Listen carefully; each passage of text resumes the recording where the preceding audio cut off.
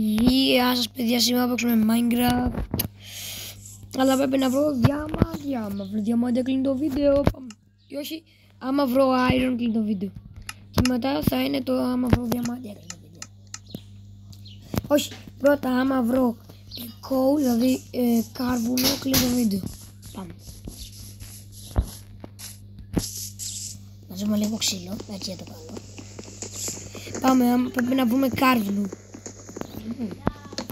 Πρέπει να το μαζέψουμε και μετά κλείνει το βίντεο. Ναι.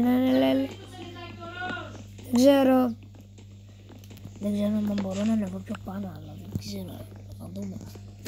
Αν επειδή σας αρέσει το Minecraft, τι πάνε να κάνετε ένα Minecraft, όλο stabbing και σκάλες, το κάπου είναι Alexis Games, τι να κάνω. Τώρα θα ανεβάσω και ένα Minecraft.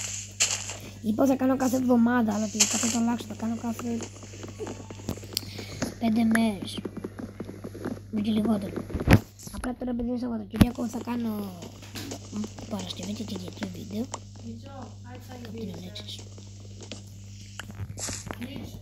Θα κάνω βίντεο Captain Alexis.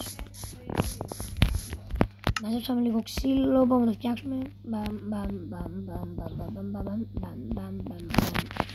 Λοιπόν, φτιάχνουμε και ένα crafting table. Βάζουμε το crafting table, φτιάχνουμε.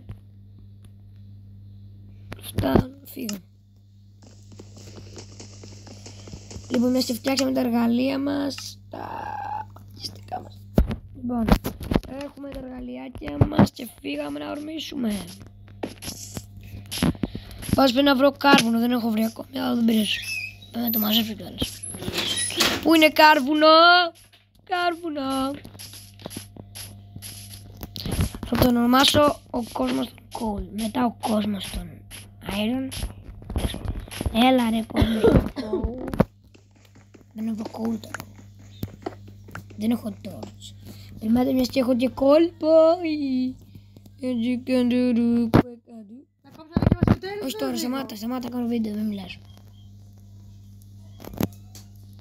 Όχι λάθος μάγκες. Torch. Θα γράψω και 64 για να ξέρετε πώς θα παίρνετε torch δωρεάν. Να το. Είναι εύκολο να παίρνεις torch. Η τζάμπα χαλάω το χρόνο μου στο βίντεο. Για 2 λεπτά εντάξει.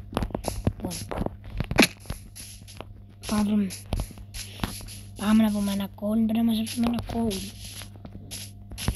Πάμε. Να το! Έλα είναι κοντά. Πάμε. 1. Και τέλος.